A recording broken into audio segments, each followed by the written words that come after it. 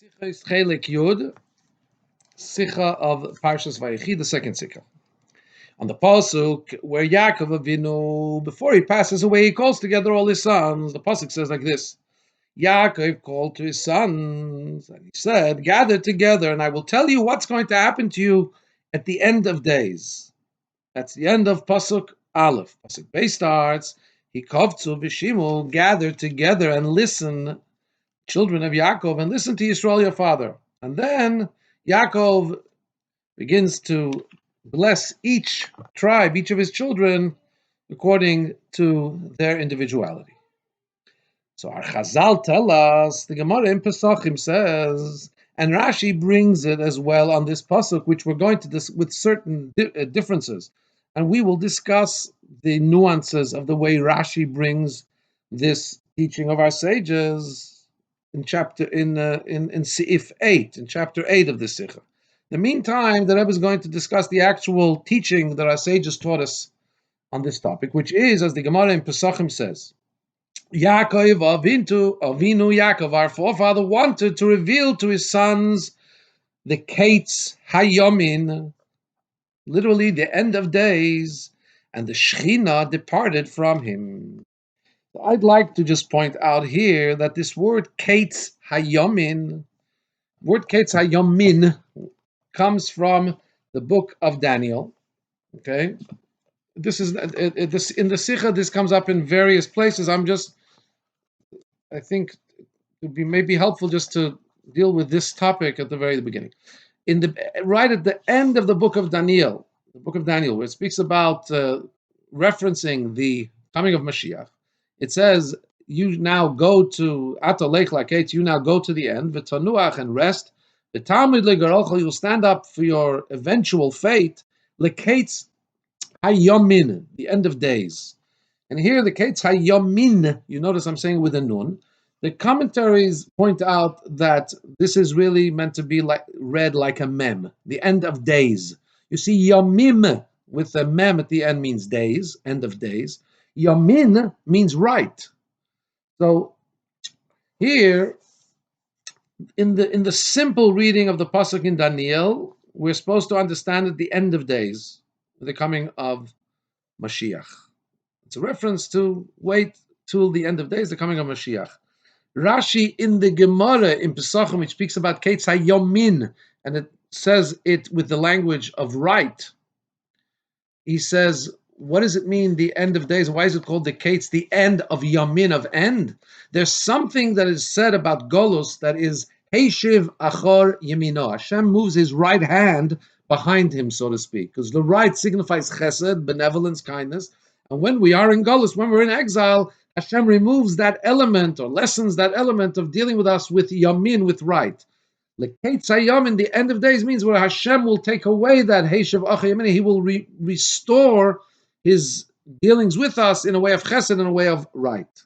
Now here in Rashi in Daniel, it says basically that the nun is really just like a mem here, supposed to be like the end of days, and there is a parenthesis, there's a brackets at the end of Rashi, and he says in the end of Rashi there's a brackets that says, look in what the Gemara says. The way Rashi explains it in the Gemara in Pesachim, where he explains what I just told you now about the right hand, and yet here Rashi seems to say it's like the end of days, like not paying attention to the long nun. And it's a bit of a question. Later in one of the footnotes, the Rebbe says, well, quite clearly, Rashi, if you want to speak as Rashi giving you the simple understanding of the pasuk, there's no difference. So it's just the end of days. The Yomim and Yamin is not of consequence.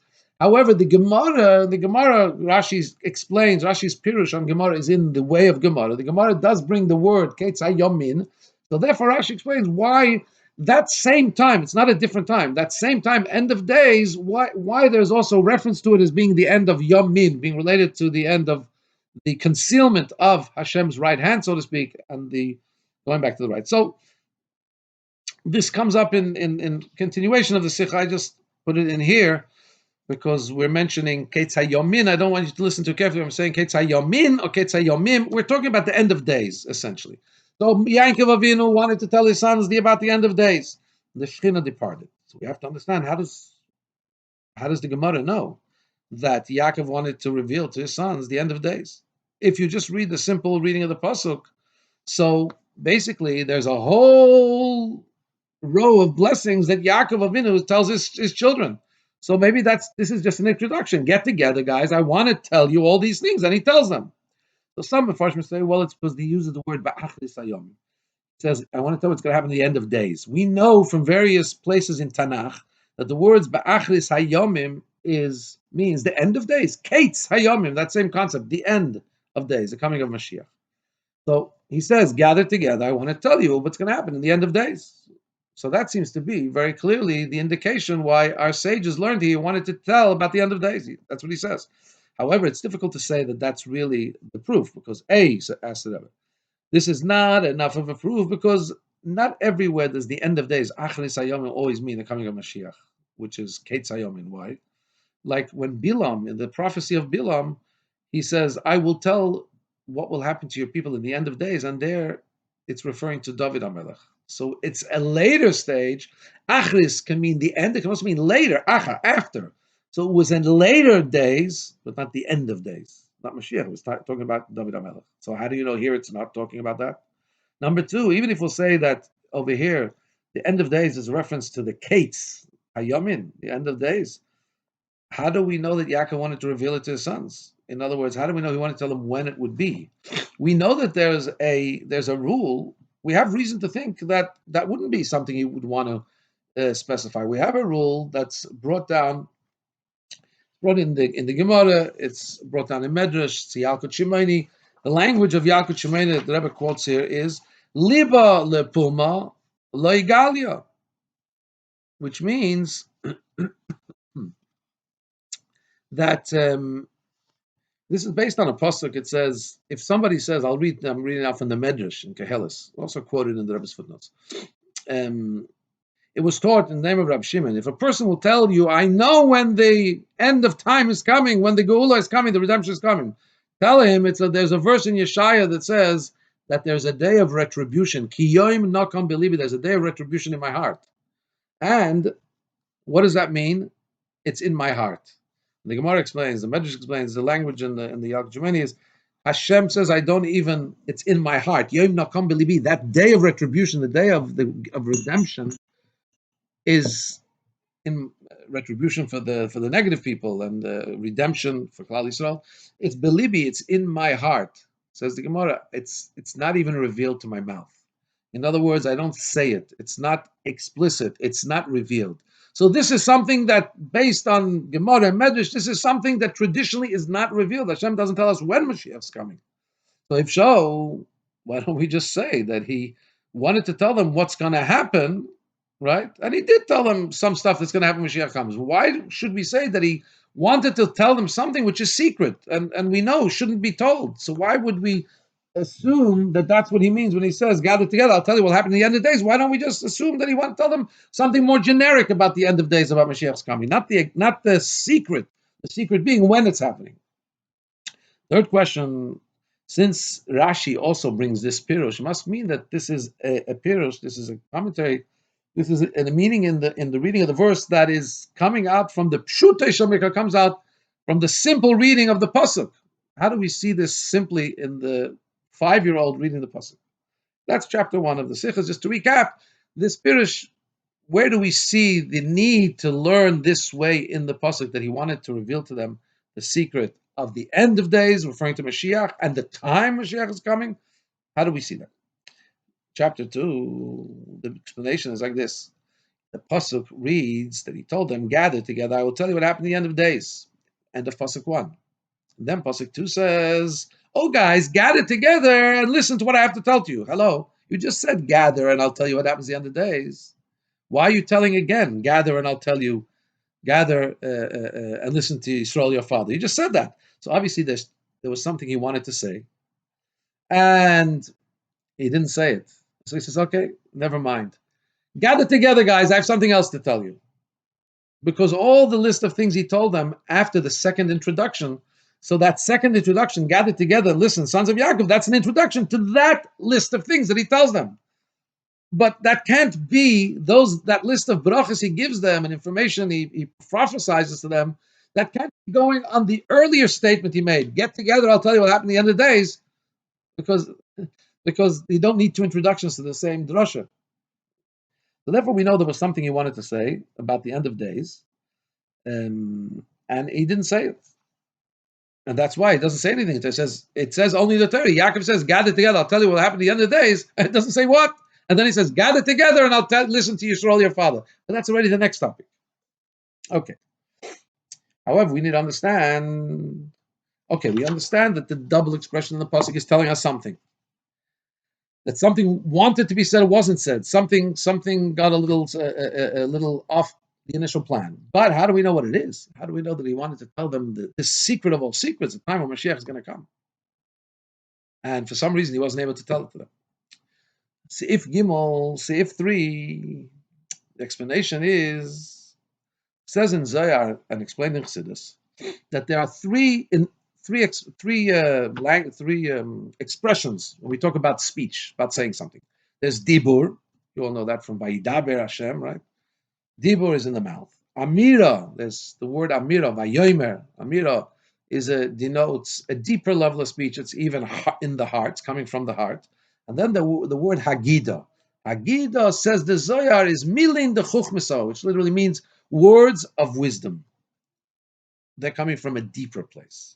What's the difference between different forms of speech? So we know that the dibur, speaking, and amira, speaking, those two words can also come from a place that's only external to the most internal levels of the human. For example, dibur happens via the mouth. That's why we have an expression that we don't look we don't look positively at somebody that speaks one way in his mouth and one way in his heart. In other words, insincere speech can be done by lips, but it's not really coming from the heart. Okay, so dibur can be lip speech, but obviously we know that doesn't necessarily come from anywhere deep. Even more, amira, which we say does come from the heart, we know that in the heart there are also two levels. There's what he thinks he wants consciously, and then there's what he wants in the subconscious, in the deeper levels of consciousness. We see this in halacha, on the way that Rambam says that when somebody is needing to give a certain korban, a certain sacrifice, or this could also be in a case of more connected to us, although don't try and do this literally these days, but in the days where Beis Din was able to have full power. So there's a law that if that in order to effect a divorce, so a man has to want to divorce his wife, and the woman has to want to accept the divorce. But Minat Torah, biblically, the man has to want to divorce. He cannot be coerced to divorce his wife. What happens if, God forbid, there's a situation where the Beis Din says it's not fair for this woman still to be married to this man? He must give a get. He said, I don't want to. Now, we know that the Torah says you cannot give a get if you don't want. He doesn't want to give the divorce. So we force him till he says, I want. Now, hello. Does he really want?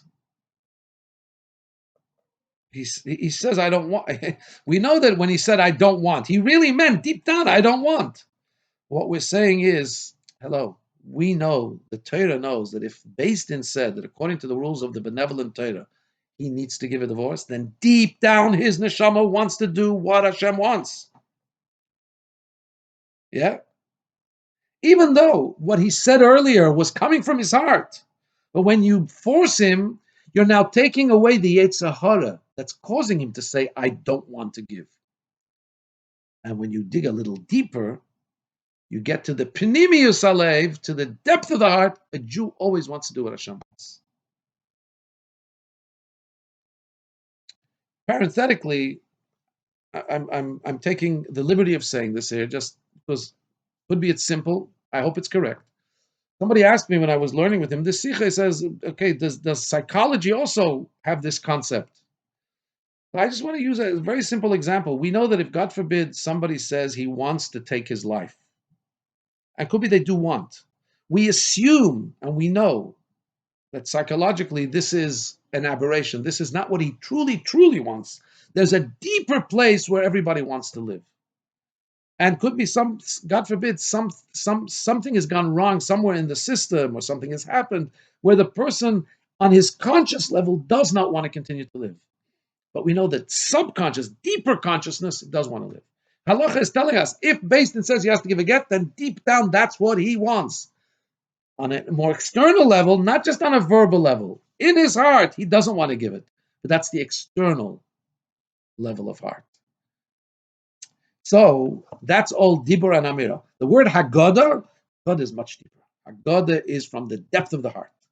And that's why it says in the Zohar, Haggadah is words of Chachma. They're coming from a deeper place, because the words of Chachma here, what is meant in the Zohar is that they are from the Pnimius, from the innermost and hiddenmost aspect of Torah. And what happens there is those words, we know that there's parallel. The parallel, Hashem, we are connected. There's three connections: Hashem, Yisrael, and Torah, the Jew and Torah. Hashem is connected to every Jew through Torah, right? So there's in every one of these three levels has Galia and Sosim, revealed and hidden. So through the revealed aspect of Torah, that connects Hashem in his revealed state to the revealed levels of Jew. Through the hidden aspects of Torah, Pnimius of Torah, the innermost aspect of Torah, the secrets of Torah, the Zohar, Chassidus, through that's the secret of Torah, so that connects to the secret of the Jew, in other words, the depth of the Jew, and it connects to the depth, so to speak, the susim, the hiddenmost aspects of God. So there's a very deep connection that's being activated by the word Haggadah. Haggadah denotes the deepest form of speech. In other words, here, the deepest form of Torah, which connects to the deepest form of the neshama and connects that to the deepest levels of Hashem. So when we talk about the Haggadah that Hashem is speaking, for example, so it says, if you want to know Hashem, you want to know the one who said and the world became Hashem, you got to learn Haggadah. And the Rebbe quotes in the footnotes that the commentaries say, the Medrash says, and the Chinuch says on the word Ledavka ba, you want to cleave to Hashem, you have to do what Hashem does, and Ledavka ba, learn Haggadah. If you learn the secrets of the Torah, the Haggadah is the Agadic, the stories, the Medrash of the Torah, which are sometimes very esoteric. They look simple, sometimes very esoteric. Unlike Halacha, they're a lot more Agadic, expounding and homiletic. Learn that, you get a taste. You get a taste of the deeper aspect of God, because the deeper aspects of Torah are coming out and being expressed in Haggadah. Why? Because Haggadah, the word Haggadah, is coming from Pnimius. In one of the footnotes that Rebbe sends to my Marim in Chassidus, explains the word Haggadah has the Gimel Yud Daled. The Gimel and Daled is the Gimel is about Gemoil. The word in Gimel is to bestow, benevolence, Gemoil. Daled is Dalim, is the poor person receives. The Yud is Yesod. I'm not sure what that is. I'm sorry, I forget. But the point is, I believe that Haggadah is the ultimate in giving and receiving, the ultimate of Chachma coming, the transmission of Chachma coming, I guess in this case, Higid was saying it's coming from the depth. Milin the Chukmas of the Zohar says it's coming from the deepest place, and it's connecting to the deepest place in the Jew. So now we'll understand when it says, Yaakov says, come and I want to Haggadah. I want to tell you something. It's not just telling something. It's Haggadah. I'm going to give you something that's from the depth of the depth. I want to tell you something, to reveal to you something that's deep of deep. That's pnimi, that's really internal of internal. And that's the end of days. Because what's the point of the end of days? What is the concept of Mashiach? Mashiach is about the revelation of the deepest, innermost, hiddenmost aspects of the neshama, and becoming connected to the deepest, hiddenmost aspects of Hashem through the hiddenmost aspects of the Torah. So now we understand. I can't say I fully understand, but the concept that this pasuk is telling us, Osvel v'Haggadah, I'm going to tell you something that's from the deepest of the deep. Now, what's the deepest of the deep? The deepest of the deep is the end of all times, which is the revelation of Hashem in an unhindered and in an unhindered way. That's what we're working towards the whole time, right? So that's what I'm going to tell you. Okay. Seif Daled, chapter 4, goes like this. However, we have to understand, what does it mean that the Shekhinah, he wanted to say this to his sons, but the Shekhinah departed from him. If you want to say that he wasn't able to reveal, the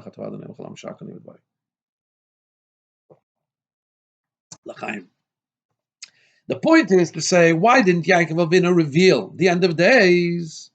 Why doesn't it just say that the Kates, the end was hidden from him? He forgot it. Or something like that.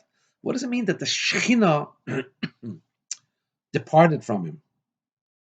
Because, hello, if you continue to see what he was saying, after this, he said a lot of prophetic things. That means the Shekhinah must have been with him. So what do you mean that the Shekhinah went away from him?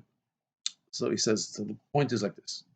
Yaakov wanted to reveal to his children what he knew about the end of days. Because in his opinion, the way Yaakov looked at his sons, they were ready and fitting. After getting them together, he said, if I get them all together to stand around me, they will be ready that I will be able to tell them the end of time. The biggest secret of the biggest secret. Now, you think that Yaakov maybe misread the situation? Well, let me remind you that Yaakov was the one who thought that Esau was ready for redemption when he sent him the gifts a couple of weeks ago. It's because he thought, guys, Esau, come on, let's go to the Geula. In his eyes, Esau was ready to do the final move with him and make Mashiach come. So certainly, how much more so, he thought this about his kids. He said they're ready. They're ready. I just got to get them together, get them in the zone, so to speak. I'm going to tell them when Mashiach's coming. So he says, get together. That will be the preparation, the togetherness. I'm going to tell you what's going to happen at the end of this. And then the Shekhinah went away from him. In other words, only that aspect, what he wanted to express to his children at the end of days, that aspect went away from him. He still was full of Shekhinah because he continues to prophesy. In other words, what does Shekhinah mean? Shekhinah means to rest. Lahashkin means when we refer to Hashem as the Shekhinah, it's because Hashem, it's the level of Hashem which, so to speak, rests and encloses in lower level. So he wanted to bring down and enclose and have this level rest on his children, and that was taken from him. He couldn't. They weren't ready. In other words, Yaakov had the Shekhinah. On him, the level of knowing when Mashiach would come and being fully aware and prepared and so on for Mashiach, that was there. But he wanted to do the Shekhinah, wanted it to rest further, that revelation should also rest on his children. And he couldn't do that. So he didn't forget when Mashiach was coming. That wasn't taken away from him. Right? But in this language of the Gemara, that nistalkash, it doesn't say. There's another medrash that says that the Kate, he wanted to say the end of times, and it was hidden from him. There you could say maybe he forgot the Kates, but no, here the language of the Gemara is he wanted to say the Kates, and the Shechina, the ability to rest it lower to his children, departed from him. Only that aspect, but not the way the end of days was understood by him. That was still there.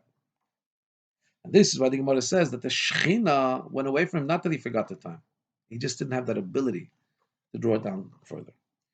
Chapter 5, nonetheless, our sages did tell us that the Shechina went away from him, even though seemingly he didn't change. It was only he wasn't able to draw it down further, but still it did have an effect on him. In other words, this in itself, that his children weren't worthy to have that revelation of the end of time, this also caused a pulling down, a descent in the level of Yaakov. Similar to what we find by Moshe Rabbeinu when he was, after 40 days on the mountain of Sinai getting the Torah, Hashem tells him, Lech Reid, go down from your greatness. Your children have sinned, they made the golden calf. Didn't I only give you greatness because of your children, because of the Jewish people? And if they're not okay, then that's going to cause a demotion, a decrease in your level as well. chapter 6. However, according to that, 1 second, we don't understand. If Yaakov's condition is hinged on the spiritual state of his children, so why do we find that the Shekhinah only departs from him when he wants to come and reveal this to his children? Hey, their situation was like that before. When it comes to the Bnei Yisrael and Moshe, you could say just now they made the Egel. So now Hashem says, hey, you got to go down. You're going down in level. But here, nothing changed in the children of Yaakov. So they weren't at the level of having that Shechina before Yaakov wanted to reveal it. So why are we only saying when he wants to reveal it, that's when he gets a certain downer from his own level. He should never have had that level of Shechina even on him if his kids are not at the same level. And we said that this has an effect that later when he wants to tell it to them and they're not at that level, it kind of demotes him, or I shouldn't say that word. It kind of creates an ill effect on him. But what changed? Just because you wanted to tell them? They were that way before too. This weekend too, we can understand, says the Rebbe, according to going back to the story of Moshe Rabbeinu. When Moshe Rabbeinu went down the mountain, he was still holding the two luchos. Now we know that the luchos were very, very heavy technically, but because they had the word of Hashem, that there were 2 blocks of stone. They had the word of Hashem, so Moshe didn't even feel like he was carrying it. It kind of carried itself. And then the Spirit of Hashem went away, right? Now the Moshe looks, he sees, it says he was carrying them, and now he sees the egel. He sees the calf, and now they become heavy for Moshe Rabbeinu. And he, Yaakov al Yodov, they became heavy on his hand, and he can't carry them anymore. In other words, something happened when he actually saw them, that all of a sudden he couldn't carry it.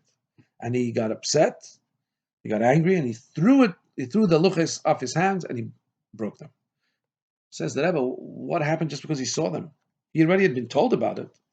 They made the egel before Moshe Rabbeinu went down from the mountain. Not just that, Hashem had told him. Hashem told him these guys made an egel, right? So if Hashem's telling you that, you don't have any doubt. Moshe Rabbeinu didn't have any doubt about it. So why all of a sudden did they only become heavy and Moshe Rabbeinu get angry when he saw what happened? What was so different about seeing? And the answer is explanation like this. The whole time Moshe Rabbeinu was on the mountain, he was totally removed from all what was going down below. He didn't have any connection with what was going on in the world. And therefore, it didn't have its effect. The fact that the Bnei Yisrael were busy with this sin didn't have any effect on him and his level. Even after he already heard about it from Hashem, and he was already on his way down. However, once he already totally descended from the mountain, and he saw what was going on, that's when it affected him to the point that it was too heavy for him, and he got angry and he threw it down. Similarly, in our case as well, even though also before that Yaakov had children that weren't at the level that he anticipated they would be at, nonetheless, he was able to personally have the Shechina about the revelation of when Mashiach's coming. Because he was not at that time vested, actively involved and connected to them to try and bring this down to them, right? So therefore, their spiritual standing didn't have any effect on him at that time. But he wanted to reveal it to his children. Now he wants to go and tell them. So now he renews his connection with them in a more direct way. And now, when they're not at the level that he anticipated they would be at, that now causes a descent for him. Chapter 7, nonetheless, still we have to understand.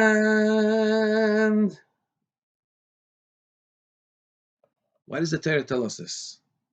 This is written in the Torah, so we understand that what Yaakov wanted to reveal, the Kates, it must have had its effect also below.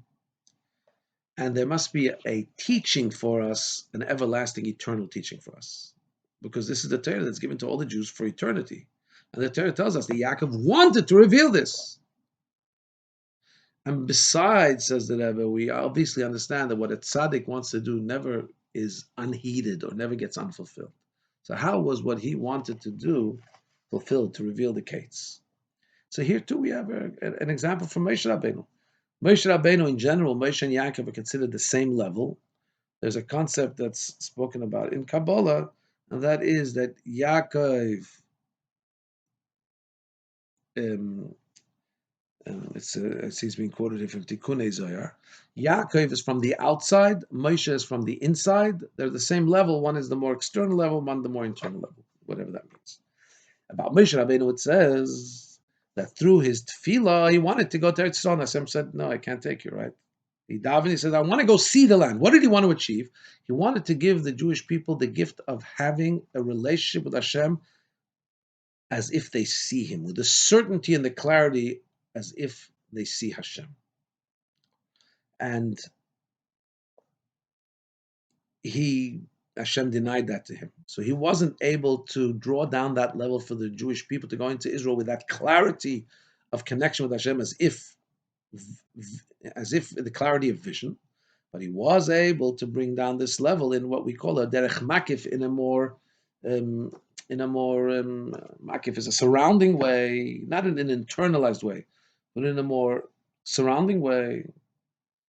I'm not getting the good word for makif, but I hope you're able to deal with that. And therefore, however, the only thing he could draw down to them that they should be connected to in a more internalized way was hearing. It says, now Yisrael, listen to the mitzvahs. In other words, that the level that's accessible to them is the level that's called shmiya. You know, when we hear something, we know it. Somebody can describe something to us, and we listen, and we kind of have a vision of what it, but it's a more approximate vision of the way it is. So the level of connecting to Hashem in the way of shmiya means that our relationship and understanding with of Hashem is not of such clarity as vision, but it's with the depth of understanding, so to speak, that we can have, like in when we understand something from hearing it. So that's what he was able to give to the Jewish people. And the re'iyah, the concept of the clarity of vision, was only in a makif way. In a general way, they can have some kind of connection to it, but not in a real way that they can own it. So similarly, says the Rebbe, the way that when Yaakov Avinu wanted to reveal to his children, almost before he was passing away, he wanted to reveal to them when Mashiach is coming.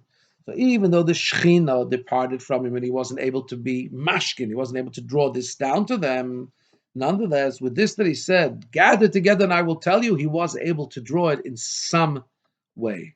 In what way? That through the service, through the Jewish people, through a Yid serving Hashem to his utmost, he's able to get to some kind of a revelation of the end of days. At least in a general way. What does it mean, the end of days? End of days means at least the freedom from the nations of the world. In other words, the outside disturbances and the Yetzer Hara, the inside disturbance. When a Jew really serves Hashem in the greatest way that he can, so he's able to have some kind of a reference, some kind of a touching of this revelation of what Mashiach is going to be like. The freedom from enemies from the outside and the freedom from his own enemy within being overcome. Chapter 8, Rashi says, now back to Rashi. The Rabbi said that till now I was explaining Chazal, the statement that our sages said. Now, when we look at Rashi, there's an interesting thing.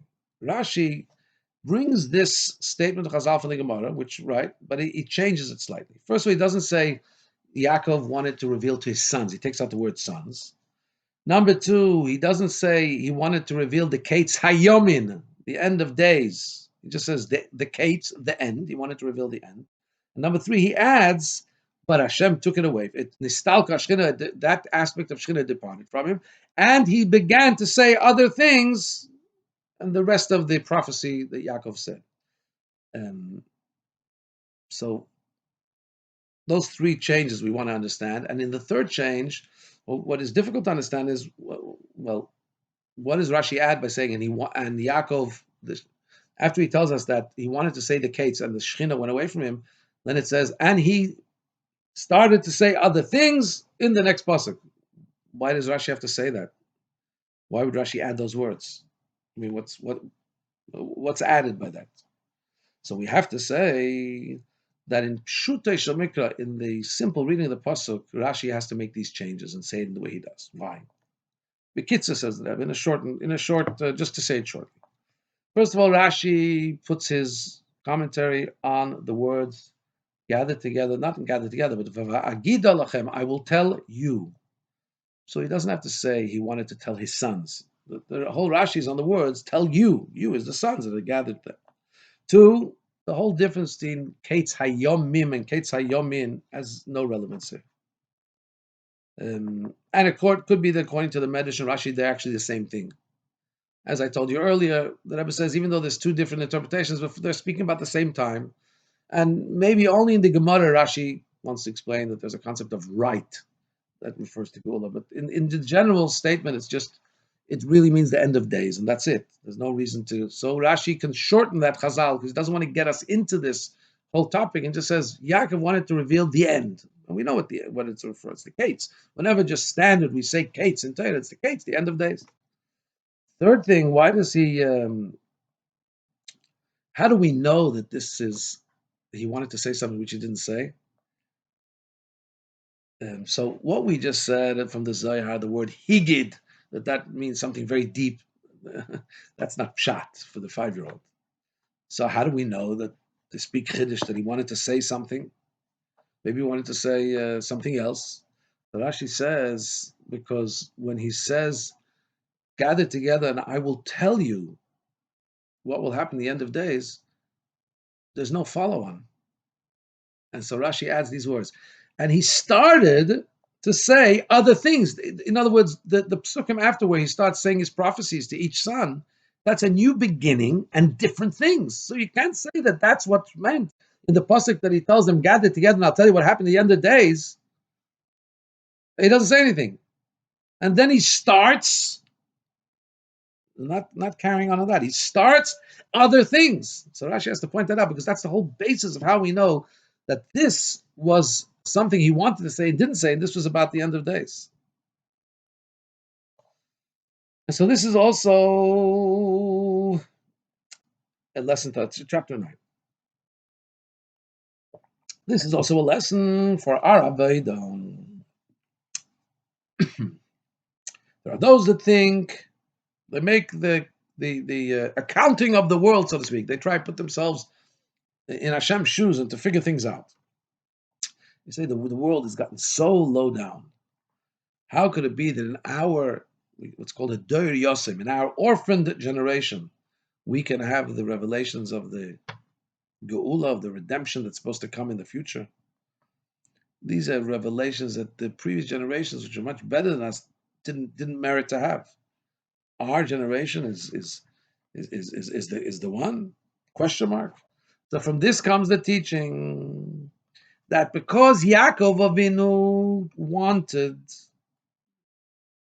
to reveal the end of time to his children, to all times, even to the times where the Shekhinah will not be there in a revealed way, even to the time when there's such a departure of the Shekhinah that it's so dark, the darkest of all dark, doubled over darkness. So we also, Yaakov brought down this power that we too, even in this generation, can reveal the greatest revelation. Legalis, it's a case we can reveal the coming of Mashiach. We can affect and bring about the coming of Mashiach. And really, the fact that ever takes this taina, that people say, our generation is far removed from being able to bring the Mashiach. Says that's the best sign that this is the time and this is the generation that can bring Mashiach. Why? Because it says Mashiach has to come behesech hadas. Literally, behesech hadas means when the mind is not on it, when you're distracted from it. Mashiach will come when you least expect it, when you're not thinking about it, when it's not on your mind. In other words, so it's not just, it means, literally, if you read the Gemara, you think it means that you're doing something else, you don't realize, Mashiach comes. The Rebbe says, even more, Mashiach will come in a time when if you use your das, if you use your mind, and you make a calculation, there's no way. How can the Mashiach come? That's really Hesach Hadas. He'll come at a time where you can't imagine that he would come. So that's a good part for him to come because it says he's going to come in a way that we don't expect him. So now, if the generation is very low, so then he's really unexpected. So what we have to though make sure is we understand says that doesn't mean we're not thinking about Mashiach. Because it says you have an obligation. Rambam says we have an obligation to achakale. We have to wait for him every day that he's coming. The point of this Hesach Hadas is that even though it's higher than our mind is able to comprehend, even though in our mind we can't see how it will come to be, such a lowly generation with such powerful revelation will come. Nonetheless, we believe in the power of our belief higher, which is higher than rationale. The Mashiach will come. That's the avodah. In other words, this is avodah of Hesach Hadas. We have the avodah of aiming for higher than our own um, understanding. According to our understanding, how can Mashiach come? So we believe and we try and bring him in a way that we believe anyway. Hashem is going to bring the Mashiach. And through this emunah, we believe nonetheless Mashiach coming, Mashiach will come quickly, speedily our days. And the Rebbe says here in this last footnote that don't think that there's any contradiction with what it says in the Geras HaKodesh and Al-Rebbe, Siman Daled, where he says that there seems to be this level that we have a belief in Hashem higher than any rationale. This is a gift that comes from above. So, two things. Just the Rebbe says that basically we have to arouse this. We have to work on this belief and this strength.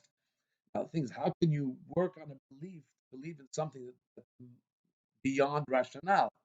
We're limited by rationale. So we have to try and awaken that. And then Hashem, in a way of gift, gives us that strength, that certainty that the Mashiach's coming as a gift, even though it's higher than anything we can comprehend. And as it says in the Geras HaKodesh, it says itself, as an arousal from above, as a gift from above, requires the preparation of us trying to get to that level from below. That's Isarusa de Lesata, which brings down Isarusa de Le'ela. So this is the Sikha thing. And I just go back to 31, footnote 31 star. Very interesting what the Rebbe says about the fact that Yaakov Avinu drew down for us the ability to have at least a peripheral, a general touch of revealing the Kates, revealing the coming of Mashiach, so that when we learn Torah to a certain degree, or when we work hard at it, we can achieve a certain freedom, right? Which is Geula-like, which is Kates-like, which is the end of times-like. The Rebbe quotes here in 31 star, very interesting. For me, it was interesting. I've never even seen, I've never known about this sefer. There's a sefer called Chachmei Yisrael Baal Shem Tov, and there's a letter there from the daughter of the Alter Rebbe, Rebbetzin Freida. She writes to her brother, the Mittler Rebbe, that an interpretation of what does it mean that Yaakov wanted to reveal the Kates, the end, is the Kates Kol Basar, referring to the portion of Noach, the end of all flesh. In other words, the problem with seamless connection to Hashem is that at some place our body is a separateness, is not transparently connected to Hashem. And there's a high level of Mashiach, which is Kates Kol Basar, where the flesh will end. The flesh will just be a revelation, will just be totally privy to the fact that it's created by Hashem, and it will express that creation by Hashem.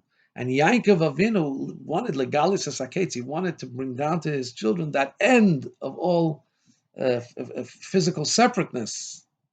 And it seems that the Alter Rebbe's daughter was saying that if you work hard enough with iskafia, with training your body and channeling your body to do the right thing, that person can achieve this inyan that Yaakov wanted to achieve or drew down to his sons, the Kates Kalbasa, that they can overcome the limitations that the separateness of our physical flesh creates in terms of our relationship with Hashem. So the Rebbe says that in a different way to explain how this pasuk is still relevant, how Yaakov Avinu gave us something which we can still aim towards, which still gives us power, and that's why it's in the Torah for eternity. I think this is what the Rebbe says, just references that there's another look at it as the letter of the daughter of the Alter Rebbe, Rebbe Tzifreda. All the best. Be well.